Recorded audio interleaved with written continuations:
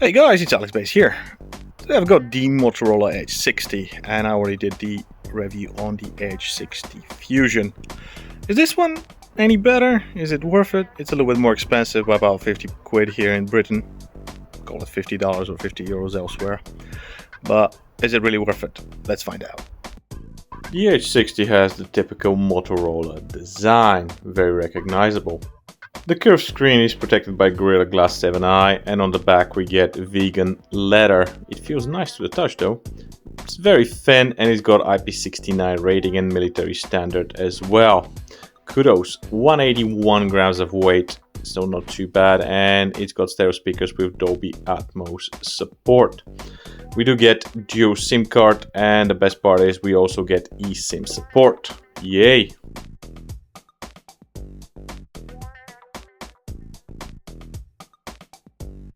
Once again, Motorola opted for a curved AMOLED screen on its devices, and it's 120Hz with 1 billion colors. It's an overall nice 6.67-inch screen with good sharpness at 460 pixels per inch. It's 1.5K resolution and it's got HDR10 Plus support. I personally prefer flat screens and this is pretty curved for my taste, but again the phone is pretty thin, so kudos to that at least. There hasn't been much sunshine here in England to test the screen how bright it is, but still the content looks overall good. The refresh rate is fixed, 60 or 120 Hz, and there are 3 color modes you can choose from. None of them appears to be color accurate, the calibration seems to be a bit off, but still the content doesn't look too bad on it, and you can play HDR10 Plus 4K content on Amazon Prime. I did try using all 3 modes, natural, radiant and vivid, and the colors seem to be a bit off, and the calibration, as I said, is not great. However, the content is not too bad. This is not one of the best displays in its class, but still it is decent overall.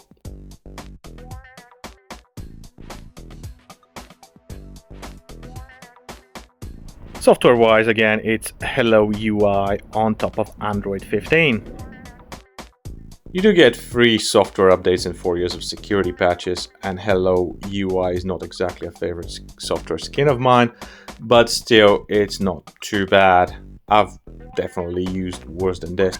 Hello UI has the reputation of being stock Android. That's not true at all. It's got plenty of pre-installed apps, as you can see, and I want to uninstall all of them, but I cannot do it from the top screen nor from the drawer. I have to go into the settings, then apps, and then find the app and uninstall it. It's just irritating. This is not great software by any standards.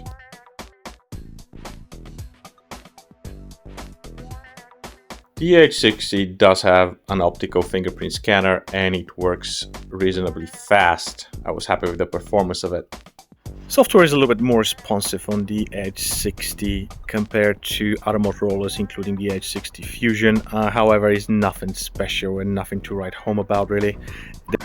It is better than the Edge 60 Fusion, but not much else. It's not one of the best software skins I've used. Hello UI's got its features, like you can expand the memory virtually like on many other devices, and there are some customizations on board that you can also use. It's not a lot of customization, but it's still pretty much enough really.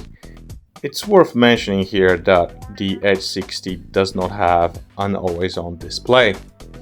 Overall, I would rate the features here as good but not great. And speaking of features on the Hello UI, I have to do this. This is exclusive to Motorola phones. First is turning on the torch from a lock screen. You do the karate chop and then turn it off by doing the same motion. Then from a lock screen again, you can turn the camera on. You just wiggle it and it turns on and you can make some photos and video. Yay! As already mentioned, the phone does have stereo speakers and there is Dolby Atmos support on board, which is great. Also, there's Ultra HDR support in the Google Photo app. In terms of AI shenanigans, they are slow, really slow, and you can see here I try to erase something from an image and it takes forever.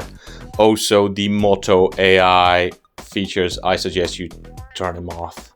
It just slows down the whole process and the whole thing is very sluggish. I'm not a fan of any of this really, but if it is your thing, go and explore it in the Moto AI in the settings. Thankfully, the Edge 60 supports Gemini, but it is sluggish, and that is pretty irritating. On other phones, the Gemini app reacts better and faster.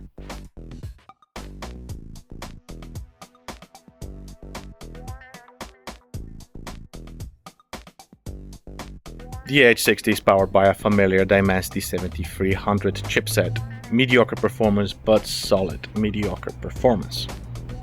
I'm very familiar with this chipset. It's been in many phones that I have used and tested.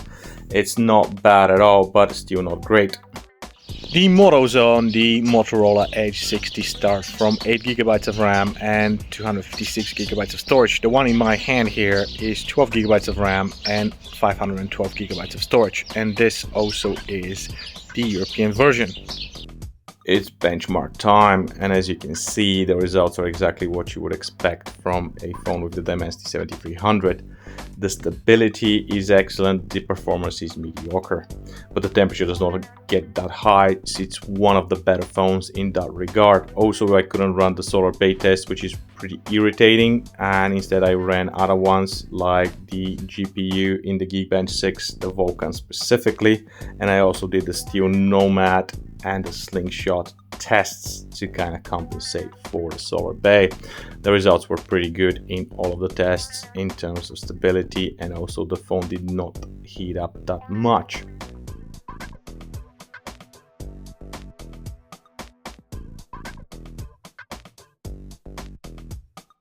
And just for fun, I did run the AI tests in GPU and CPU, and the results are pretty much in line with what you would expect in this price bracket. Moving on to the battery, it's got a 5200 milliamp hour battery, and the charging is not bad at 68 watts. And as with other manufacturers, there is market segmentation here. China and India get a bigger 5500 milliamp hour battery. Not that much bigger, but still counts. You can keep track of your battery health in the battery app, and also there is some charging protection in place if you are a bit worried about the lifespan of your batteries. I don't think you should be, but it's there if you want to use it. Some markets get a charger, others don't. Here in Europe, we don't. And now from 0 to 100% in half an hour, I got a very respectable 78%, and a full charge took only 45 minutes. And these are two excellent results in this price range, really. And no, fast charging does not damage your battery, that's a myth. The charging is pretty fast, but what about the battery life? 1 hour of phone calls took the battery down by 3%, 1 hour of web browsing took it down by 5%, and 1 hour of watching videos took it down by 5%. Overall, these are pretty good results, and the standby performance was also good, losing only 1 to 2% of the battery overnight.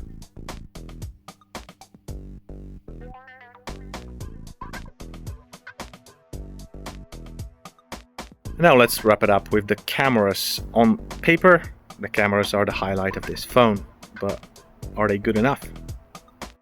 It's a triple camera setup on the back. We've got our main 50 megapixel Sony Lithia 700C sensor. We've got a 50 megapixel ultra wide, 10 megapixel telephoto lens, and on the front we've got a 50 megapixel camera as well. And they all do 4K video at up to 30 frames per second. Significantly less issues software-wise here compared to the Edge Fusion. The camera app is more responsive and not that laggy, and also the software is a little bit snappier. Definitely the camera app is more responsive and faster here than on the Edge 60 Fusion, and the processing is also faster, as you can see. Not great by any means, but still an improvement. Another thing that is very different here compared to the Edge 60 Fusion is the lack of digital sharpening and trying to improve the imperfections in the subject. Yes, the selfies are a bit soft, but still they are, natural and as they are. I prefer it that way, you may not, but still the selfies are pretty much the average what you would get for the price A little bit lacking in detail, but the colors are good. Same goes from the main camera. The fine details like foliage, grass, bushes are not painted with a brush like on the Edge 60 Fusion, and the colors here are way better and the detail is also way better. The ultra wide does an excellent job for this lower mid-range class. I really enjoy the solid ultra wide shots. The 2x and 3x zoom, it's a little bit soft. It's not that great, but it was not expected to be great anyway. Still good to have a telephoto lens at this low price point. Daytime zoom shots are still usable. During the night, the night selfies are pretty much in line with what you would get like during the day. They're not that detailed, but the colors are on point. The HDR is also good, and the separation of the subject in portrait mode is fine. Not great selfies by any means, but at this price point it is what it is. The ultra-wide lens does a good job at night, better than most in this lower mid-range class really. The main camera, however, disappoints a little bit, and the detail is not that fine, and the color temperature across all lenses seems to be a bit off, and it's higher than it should be, warmer than it should be, and that's most likely to compensate for the lack of detail and to boost contrast. The 2x and 3x zoom shots are soft and blurry, and that's completely understandable, but here it's probably worse quality than most, and in very good lighting they can give you some usable results, but apart from that, not at all. And as you can see, the night performance of the Edge 60 is not among the best even in this class.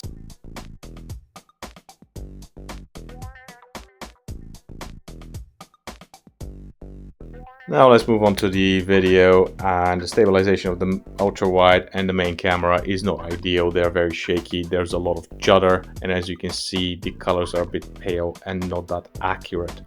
Apart from that, it's 4K video at 30 frames per second across all cameras, which is not that bad.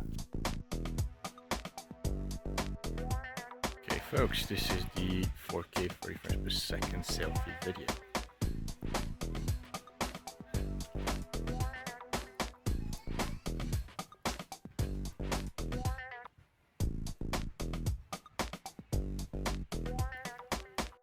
Ultra wide 4K at 30 frames per second.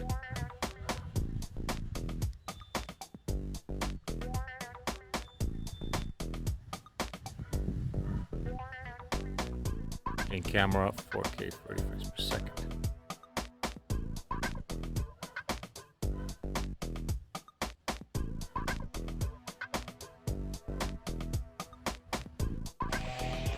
Two times zoom. 4K 30 frames per second.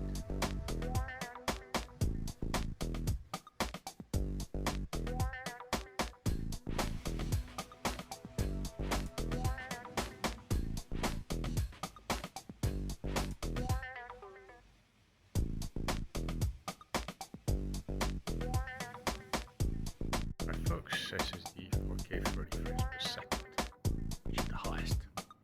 Yay.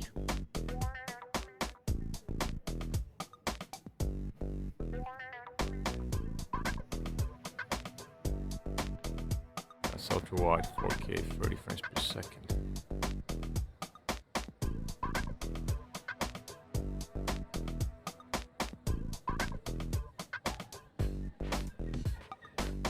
It's the main camera 4K 30 frames per second.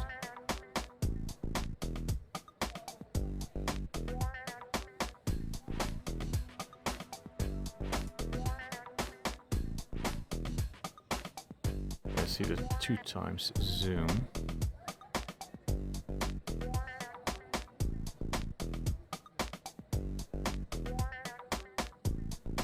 And this is 3x optical zoom. Okay, 30 frames per second. Well, there you have it folks, the Motorola Edge 60. Overall a decent package. Not bad at all. The camera performance is solid during the day, during the night is iffy, but it's a mid-ranger after all, and it's probably forgivable in this price range. The performance is also mediocre, again forgivable for this price, and the screen is good, The stereo speakers are nice with Dolby Atmos support.